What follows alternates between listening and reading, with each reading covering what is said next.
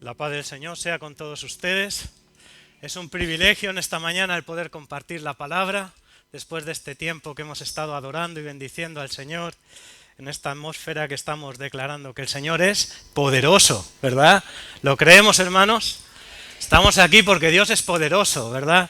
¿Qué sería de nosotros si no nos hubiera conocido el Señor? Si no hubiera salido a nuestro encuentro, ¿verdad? Y si nosotros no hubiéramos dado esos pasos de fe. Les quiero en esta mañana compartir una palabra con una propuesta. La propuesta es pasos para un avivamiento personal. Todos deseamos un avivamiento, ¿verdad? ¿Cuántas veces hemos oído, necesitamos que nuestra iglesia sea una iglesia avivada, que nuestra iglesia esté avivada, ¿verdad? Pero, ¿sabes? Lo triste es que una iglesia no es avivada si tú primero no estás avivado. Eso es un golpe, ¿verdad? El avivamiento es algo personal, empieza por nosotros mismos. Y un avivamiento personal es cuando nuestro deseo está buscar la presencia de Dios, nuestro deseo está buscar la voluntad de Dios, cuando realmente anhelamos la presencia de Dios en nuestras vidas. Hermanos, ahí es cuando empieza esa transformación en nosotros y es cuando nuestra vida es avivada, ¿verdad? Y quiero en esta mañana pues compartir con la ayuda del Señor algunos pasos que nos pueden ayudar para que esto sea una realidad. El título al mensaje en esta mañana lo he titulado El despertador del cielo. El despertador del cielo. Y quiero invitarles que me acompañen a la epístola de Pablo a los Romanos en el capítulo 13, Romanos 13. La epístola de Pablo a los Romanos en el capítulo 13. Vamos a estar meditando los últimos versículos de este capítulo, los versículos del 11 al 14. Pero me gustaría hacer una breve introducción porque lo que vamos a estar leyendo es una conclusión a la que llega el apóstol Pablo después de haber escrito pues, el capítulo 12 y el capítulo 13. ¿Y de qué consta el capítulo 12? Bueno, el capítulo 12 nos habla de cómo Dios se relaciona con nosotros y cómo nosotros nos relacionamos con Dios. Nos habla también de los deberes como cristianos, deberes como creyentes, en la vida práctica, en la vida diaria que debemos de llevar a cabo. Y cuando avanza el apóstol Pablo en el capítulo 13 da un paso más y hablando de relaciones nos menciona cómo debemos de relacionarnos con nuestros superiores, con nuestras autoridades, con las personas que están por encima de nosotros, cómo debemos de relacionarnos con nuestro entorno. Pero todo ello invitando a la Iglesia de Roma a algo muy concreto, a que todo lo hagan por amor, porque todo consiste en hacer las cosas por amor.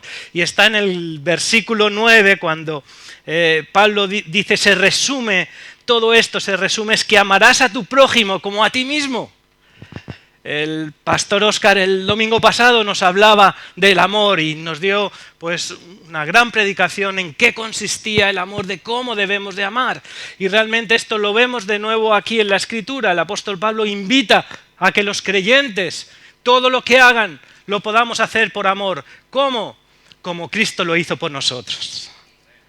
Como Cristo nos amó. Como Cristo dio su vida por nosotros. Por lo tanto, es muy interesante el versículo 10, que empieza con la palabra amor, pero termina también con la palabra amor. Dice, el amor no hace mal al prójimo, así que el cumplimiento de la ley es el amor. Y cuando Pablo llega a esta conclusión, después de habernos hablado de cómo deben ser nuestras relaciones, él llega al punto en el versículo 11 que dice, y todo esto, hacedlo conociendo el tiempo en que vivimos. Que ya es hora de levantarnos del sueño, porque ahora nuestra salvación está más cerca de nosotros que cuando creímos. La noche ha pasado y el día ha llegado. Por tanto, desechemos las obras de las tinieblas y revistámonos de las armas de la luz. Andemos honestamente como a plena luz del día. No andemos en banquetes y borracheras, ni en lujurias y libertinaje, ni en contiendas y envidia. Al contrario, vestíos del Señor Jesucristo y no hagáis caso a los deseos de la carne. Amén. Hasta aquí la palabra del Señor. ¿Cuántos de ustedes usan un despertador en la vida diaria? ¿Quién pone un despertador para levantarse? Bueno, unas cuantas manos. Hay muchos que ya no tienen esa obligación, ¿verdad? Lisi, ¿tú no pones despertador? No, Lisi no pone despertador, la despiertan, ¿no? ¿El despertador nos sirve para qué? Para que nos levantemos, porque tenemos obligaciones, porque tenemos compromisos. Se hace necesario en la vida diaria tener un despertador cuando tenemos unas ciertas tareas que debemos de realizar, ¿verdad? Porque la alarma nos permite que nos levantemos, nos permite que nos activemos, nos permite decir, ya es la hora, te tienes que levantar del sueño. ¿Por qué? Porque tienes que cumplir con tus tareas. ¿Por qué? Porque si no ponemos un despertador y llegamos tarde al trabajo, ¿qué pasa? El primer día no nos dirán nada, ¿verdad? El segundo puede ser, ¿no? Pero el tercero a lo mejor te dicen no vengan más, ¿no? Necesitamos un despertador en la vida diaria, porque el despertador nos apercibe de que tenemos que llevar a cabo unas tareas, que tenemos que cumplir con un compromiso. Yo no sé si habrá alguno de ustedes que ha puesto 2 despertadores cuando tiene que coger un avión. ¿Alguno? Sí, ¿verdad? Con el miedo a quedarse dormido, ¿verdad?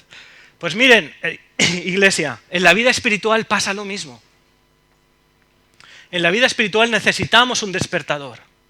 Un despertador que nos apercibe que tenemos que levantarnos del sueño espiritual. Y mi deseo en esta mañana, iglesia, es que podamos oír el despertador del cielo, que está sonando, para que podamos cumplir con la tarea que Dios nos ha encomendado.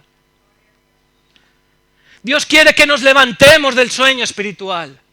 ¿Y qué es el sueño espiritual? El sueño espiritual es la pereza, es la negligencia. Es esa parte que nosotros podemos decir, bueno, estoy cómodo como estoy, quiero darme una vuelta más y sigo durmiendo. Y dejamos de cumplir con el compromiso de levantarnos. Quiero rescatar 3 verbos de este pasaje. El verbo hacer, el verbo andar y el verbo vestirse. Porque son 3 cosas que pronuncia Pablo en este registro que nos deja. Y lo primero que debemos de hacer es conocer el tiempo en que vivimos. Si tenemos que definir en qué tiempo estamos viviendo, el tiempo que vivimos es un tiempo inquietante. Lo podemos ver en las noticias, en el eco que hacen pues la prensa, en todo aquello que llega como información a nuestra vida. A muy pocos kilómetros se está librando una guerra ahora mismo en Europa. ¿Cómo son nuestros tiempos? Hermanos, son tiempos inquietantes, son tiempos que son preocupantes. Debemos de conocer ese tiempo. La palabra tiempo aquí en el original es kairos, no es el tiempo de reloj, sino es el tiempo en que vivimos, es el momento, el entorno, las circunstancias en las cuales estamos viviendo. No podemos cerrar nuestros ojos a las cosas que están pasando a nuestro alrededor, porque cuando entendemos el tiempo en que vivimos es cuando nos damos cuenta que es hora de levantarnos y despertarnos del sueño. Conociendo el tiempo en que vivimos. No solamente el tiempo en que vivimos en nuestro entorno a nivel de sociedad o a cosas que están pasando en nuestro mundo, sino también conocernos a nosotros mismos, conocer el tiempo en que tú estás viviendo. A veces pensamos, es que yo estoy bien. Y a veces pensamos y decimos, bueno, es que mi vida espiritual, pues bueno, estoy cumpliendo con las cosas y me siento bien, pero realmente tu vida está alineada con lo que Dios está demandando de tu vida. ¿No estaremos durmiendo espiritualmente? Es verdad que todo lo que está ocurriendo a nuestro alrededor puede ser una amenaza para la iglesia o para nuestras vidas y podemos verlo, qué mal están las cosas, ¿verdad? Pero yo quiero darles una imagen diferente, que podamos ver todo lo que estamos viviendo como una oportunidad para que la iglesia del Señor despierte. Y despierte en nuestro país y despierte en todos los lugares del mundo. Tenemos que conocer el tiempo. Nos damos cuenta que no podemos ya confiar casi en nuestros gobernantes. Nuestros gobernantes están dedicando tiempo a pactar leyes para poder interrumpir un embarazo en una mujer. Esto es lo que hay en nuestra sociedad. Tenemos que conocer los tiempos en que estamos viviendo, porque eso nos va a permitir que podamos cumplir con la tarea que Cristo nos ha encomendado como Iglesia del Señor. Cuando conocemos los tiempos, nos damos cuenta que podemos estar en un momento, bueno, yo diría que como aletargados, que nos podemos dormir, pero hay un peligro de quedarnos dormidos, hermanos. Hay un peligro muy grande de que como Iglesia del Señor, como personas que amamos al Señor, estemos dormidos espiritualmente. Quiero citar cuando Jesús fue a Getsemaní, se nos relata en Mateo 26, es un pasaje extraordinario, cuando puedan lean ese pasaje. Cuando Jesús fue con sus discípulos a Getsemaní, Él les dijo a sus discípulos, miren, quédense aquí, yo me voy a ir, me voy a apartar, voy a orar, quédense ustedes orando y velando. ¿Saben qué pasó cuando Jesús volvió después de orar? ¿Cómo estaban los discípulos? Dormidos, ¿verdad? Se los encontró dormidos. ¿Qué le dijo Jesús a los discípulos? ¿Cuál fue el reproche de Jesús a los discípulos? ¿Alguien lo recuerda? ¿Cómo? ¿Sí? Pero es específico ese momento. ¿Cuánto? 1 hora. Ni 1 hora. Ni 1 hora habéis podido velar y orar.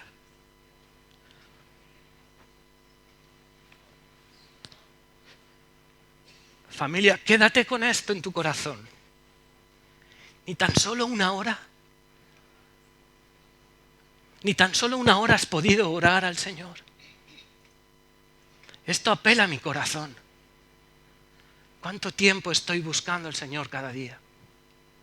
Estoy dedicando tiempo para la oración, para leer la palabra, para escudriñar la palabra. Ni tan solo 1 hora. ¿Sabes cuál es el peligro de quedarnos dormidos? Jesús mismo lo relata en ese pasaje. Velad y orad. ¿Para qué? Para no entrar en tentación. Y cuando estamos dormidos, estamos asumiendo un riesgo y un peligro muy grande en nuestras vidas, que es el de entrar en tentación. Cuando estamos dormidos espiritualmente, el tentador atacará a nuestras vidas. El tentador intentará desviarnos, intentará traer pensamientos que nos desvíen de los caminos del Señor. Por eso es tan importante poder velar y orar. ¿Para qué? Para no entrar en tentación. Ese es un peligro de estar dormidos. Ahora bien, estamos en el hacer, tenemos que conocer el tiempo, tenemos que saber el tiempo en que estamos viviendo, pero el texto nos da uno de los motivos del por qué debemos de levantarnos del sueño. Dice, ya es hora de levantarnos del sueño. Cuando conocemos el tiempo, nos damos cuenta y la palabra nos apercibe que ya es hora de levantarnos del sueño. Y quisiera que nos fijáramos en esta palabra que está en la Escritura, que puede pasar muy desapercibida, pero es la más pequeña de todo este texto, es el ya. Ya es hora de levantarnos del sueño. Y fíjense, aquí la palabra no nos está diciendo, bueno, si tenéis ocasión de hacerlo, o si podéis, o si como una sugerencia, ¿no? Como si se os apetece. No, la palabra es un mandato, la palabra es una urgencia. Ya es hora de que despertemos, ya es hora de levantarnos del sueño. ¿Por qué? Porque cuando estamos dormidos se nos está pasando la vida y no estamos cumpliendo con la tarea que Cristo nos ha encomendado. Ya es hora de que nos levantemos del sueño.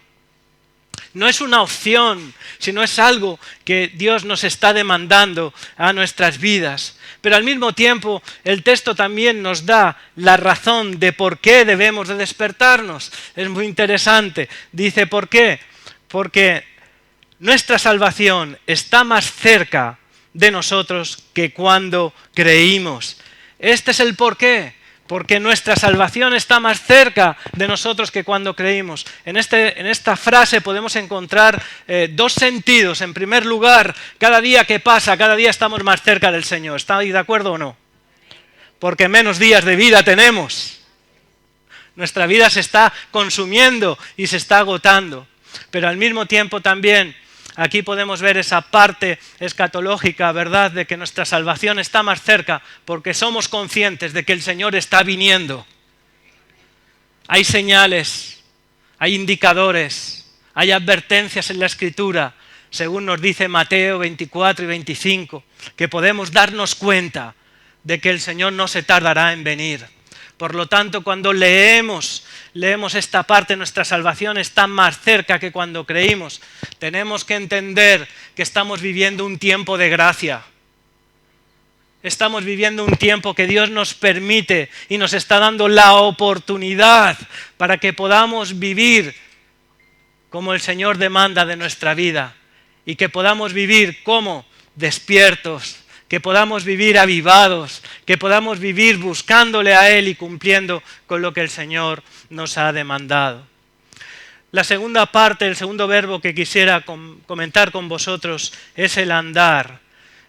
Si debemos de estar despiertos y no tenemos que estar dormidos, también debemos de saber cómo debemos de andar. Y el andar es el movimiento, es lo que permite que nos podamos desplazar, el que permite que haya una acción en nosotros, ¿verdad?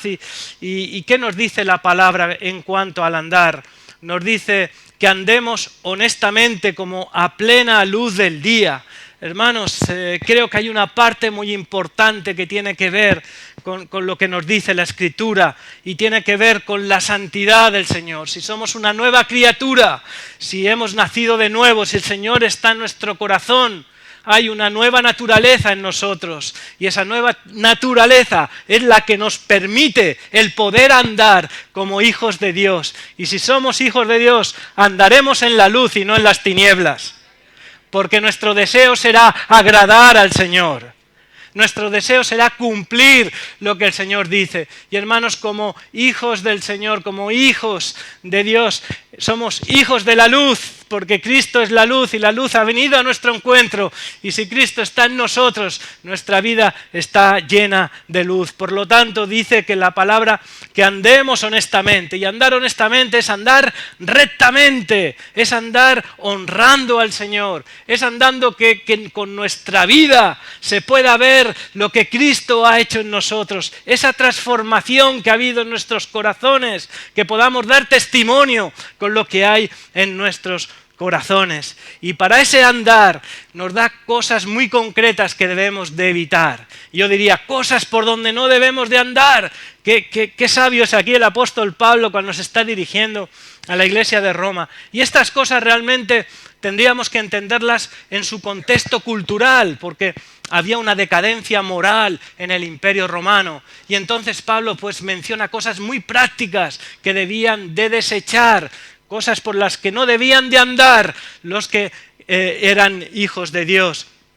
Y dice, no andemos en banquetes y borracheras, ni en lujurias y libertinaje, ni en contiendas y envidia. Fíjate aquí como diríamos son 6 cosas, pero realmente no son 6 cosas, son tres bloques de 6 cosas, pero realmente podemos decir y entender que culturalmente quizá a lo mejor no es lo que podemos entender en este texto, pero tenemos que quedarnos con el significado que puede decir cuando está diciendo no andemos en banquetes ni en borrachera. Pues para mí me hace entender que debemos tener una vida ordenada, una vida moderada, una vida que tengamos autocontrol, una vida que sepamos cuáles son las cosas que no debemos de hacer. Una vida que podamos tener dominio propio sobre nosotros y saber hasta aquí puedo llegar. Saber que en mi vida como creyente tiene que haber unos límites, que no todo está permitido, que no todo lo puedo hacer. Eso me ayuda a entender que no andemos en borracheras y en banquetes, pero también nos habla que no andemos en lujuria y libertinaje. Y realmente esto, entenderlo, para mí quiero comprender que tiene que ver con los vicios que pueda haber en una persona, con lo que pueda haber en nuestra mente, en nuestro pensamiento. Cuántas cosas llegan a nuestra mente que nos tientan para que entremos en vicios. Los hombres estamos muy propensos a tanta pornografía como puede llegar o como podemos tener ese fácil acceso, ¿verdad?, en las redes sociales. Pues cuidado con todas esas cosas. No andemos por esos caminos de libertinaje. No andemos por esos caminos de lujuria. ¿Por qué? Porque un vicio es algo que va a afectar a nuestra vida espiritual. Iglesia, cuando estamos viviendo en el sueño espiritual, somos propensos a todas estas tentaciones. Somos propensos a caer en estas redes que nos pueden arrastrar y que nos pueden conducir a crear un daño muy grande en nosotros. Y cómo no, el apóstol Pablo dice, tampoco andéis en contiendas y envidias. Pues realmente las contiendas, las envidias son eso de los pleitos. Cuando estamos dormidos espiritualmente todo nos molesta, ¿verdad? Como que somos capaces de enfrentar peleas y sentirnos apelados. Pero hermanos, el Señor dice, no andemos en esos caminos de envidias, en esos caminos de pleitos, sino buscad la paz para con todos. No andemos en los pleitos. Hermanos, tenemos un abogado en los cielos que nos va a resolver todos los pleitos. No seamos jueces aquí en la tierra, no seamos abogados aquí en esta tierra para querer marcar sentencia. Hermano, pon tu causa en las manos del Señor, el Señor obrará porque Él es justo. Pero la recomendación es que no andemos por esos caminos de contiendas y envidia. Y hermanos, ¿cuándo puede ser posible esto? Cuando estamos viviendo una vida que estamos despiertos espiritualmente. Cuando todo nuestro deseo es poder agradar a Dios en todas las áreas de nuestra vida. Y el tercer punto y final, dice el versículo 14, al contrario, dice, vestíos del Señor Jesucristo. Y no hagáis caso a los deseos de la carne. Otras versiones dicen, no proveáis a los deseos de la carne. Y fijaos, aquí se nos habla de un vestido. Hermanos, si estamos en Cristo, nueva criatura somos. Las cosas viejas han pasado y todas son hechas nuevas. Cuando hemos llegado a Cristo hemos venido con unas ropas, con unos vestidos rotos, andrajosos, manchados. Vestidos que quizá han sido consecuencia de nuestra vida, que no hemos vivido una vida de acuerdo a la voluntad del Señor, pero nuestros vestidos han sido manchados. Pero cuando llegamos a los pies de Cristo, Cristo quita esos vestidos y nos pone un vestido nuevo. Ese es el manto de justicia, es el manto de redención. Es la obra que Cristo Jesús ha hecho en la cruz por ti. Cristo nos ha vestido con un vestido nuevo y limpio. Por eso dice la palabra, vestíos del Señor Jesucristo. Vestíos del Señor Jesucristo significa identificarse con Él. Y no solamente identificarse con su muerte, no solamente identificarse con lo que Cristo hizo en el Calvario, sino identificarse con su resurrección, que Él vive y vive en nosotros. Eso es identificarnos con el Señor Jesucristo. Pero anteriormente no es que lo haya descuidado, pero el versículo 12 dice, y revistámonos de las armas de la luz. Revistámonos otra vez, dice, revistámonos de las armas de la luz. Y cuando leemos este texto nos damos cuenta que aquí el apóstol está utilizando una palabra de guerra, una palabra bélica, habla de armas. ¿Verdad? Dice, nos tenemos que revestir de armas de la luz. Y hermanos, cuando un soldado va a la guerra, lo primero que es que lo adiestran, les hablan de las estrategias que tiene que llevar a cabo, pero también les dan los recursos necesarios para poder librar esa batalla, ¿verdad? Porque no queremos que el soldado quede derrotado en la batalla. Pues igualmente, iglesia, como soldados que somos de Cristo Jesús, Dios nos ha dotado de armas espirituales para librar las batallas que podamos tener.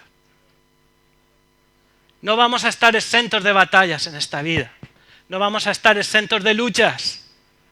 No vamos a estar exentos de pasar momentos conflictivos y complicados. Pero Efesios 6 nos habla de que tenemos una armadura espiritual que nos cubre de la cabeza hasta los pies. Iglesia, la buena noticia es que tenemos armas espirituales para poder vencer y luchar a toda tentación. Solamente tenemos que hacer uso de ellas.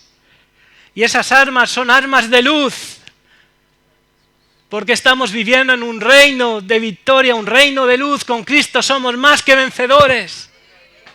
Por lo tanto, cuando nos damos cuenta que el Señor está diciendo revistámonos con las armas de luz, ¿es por qué? Porque Dios no va a descuidar ninguna parte de tu vida, porque Dios no quiere que vivamos una vida derrotada, Dios quiere que vivamos una vida de victoria. Y esa es la promesa de nuestro Señor Jesucristo, que nos ha dejado y nos ha dado para que podamos aplicarla a nuestra vida. No proveáis para los deseos de la carne, vestíos del Señor Jesucristo. Hermanos, el proveer, ¿cuándo proveemos? Proveemos recursos, ¿para qué? Para no quedarnos sin ellos, ¿verdad? ¿Y dónde empieza el proveer? Empieza en nuestra mente, en los deseos, en lo que hay en nuestra cabeza. Muchas veces nuestros deseos tenemos que ponerlos delante del Señor y decir, Señor, ¿es eso lo que tú quieres para mi vida? ¿Es eso lo que tú demandas? ¿Es eso lo que esperas de mí?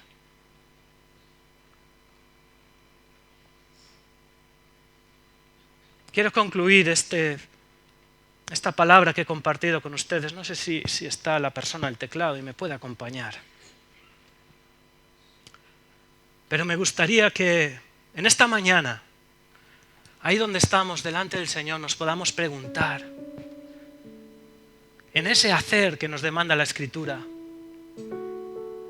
¿estoy haciendo las cosas que Dios demanda para mi vida?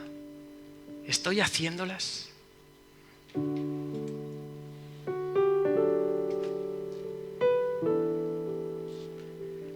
¿Estoy haciendo las cosas que Dios pide, que Dios me pide?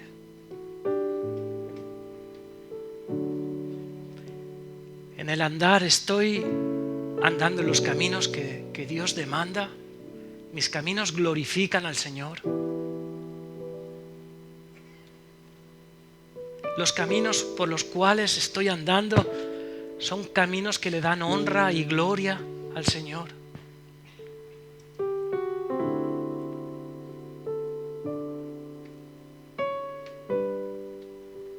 Mis vestidos, estoy vestido con ese vestido del Señor Jesucristo que ha traído.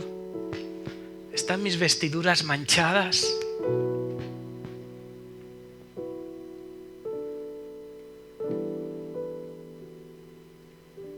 Son preguntas para nuestra reflexión personal delante del Señor.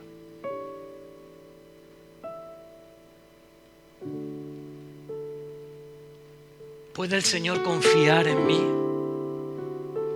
con todo lo que hago, por donde ando, por cómo estoy vestido? ¿Puede el Señor confiar en mí?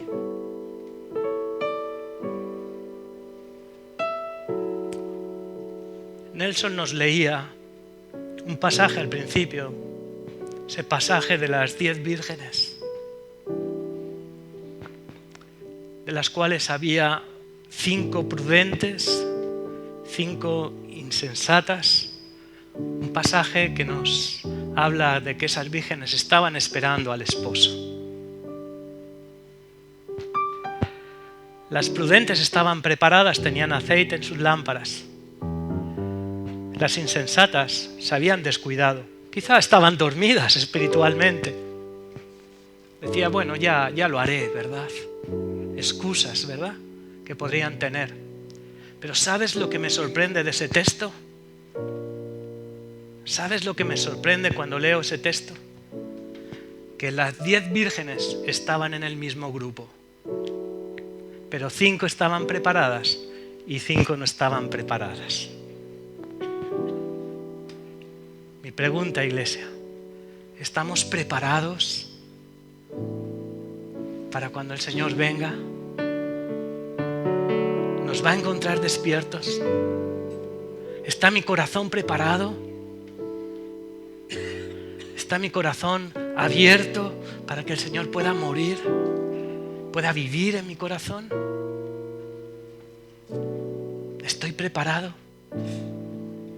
Es la pregunta que te traslado en esta mañana para que te la puedas responder. Y quizá a lo mejor tú dices, es que mi corazón todavía no está preparado. Todavía yo no he dado mi vida al Señor. Todavía no estoy viviendo en esa luz que el Señor demanda. Hay cosas en mi vida que estoy haciendo de acuerdo a mi voluntad y no a la voluntad del Señor. Mis vestidos son vestidos que están manchados por el pecado, por la maldad, por las cosas que hay en mi vida. Pero yo en esta mañana te quiero invitar a que tú puedas dar tu corazón al Señor, a que puedas abrir tu corazón a Él, te puedas poner a cuentas con Él, puedas decirle al Señor, quiero estar preparado para cuando tú vengas. Señor Jesús, gracias por esta palabra que tú nos apercibes, Señor, de tantas cosas que debemos de llevar a cabo en nuestra vida. En estos momentos que estamos delante de tu presencia, Señor, en estos momentos que podemos estar en intimidad contigo, Señor, tú nos conoces, Señor. Tú sabes el momento en que estamos viviendo.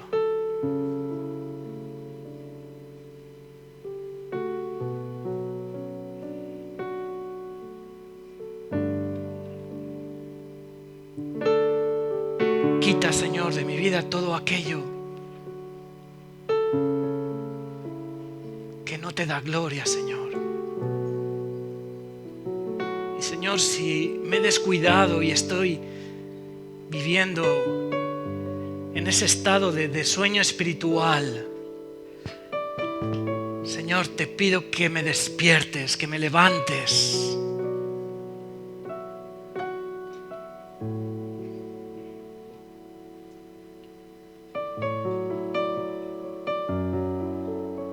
Que pueda estar viviendo en esa expectativa, Señor, de que cada día está más cerca la salvación.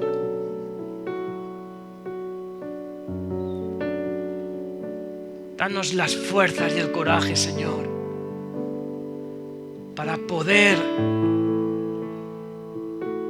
vivir cumpliendo con tu misión, para poder oír el despertador del cielo que está sonando para que nos levantemos, para que podamos ser fieles a ti, Señor. Y mientras estemos aquí en esta tierra, mientras nos des días de vida, podamos ser un testimonio vivo de lo que tú has hecho en nosotros. Todo esto, Señor, te lo pedimos en el nombre que es sobre todo nombre, al cual le damos la gloria y la honra, en el nombre de Jesús. Amén y amén. Aleluya. Dios sea la gloria, iglesia.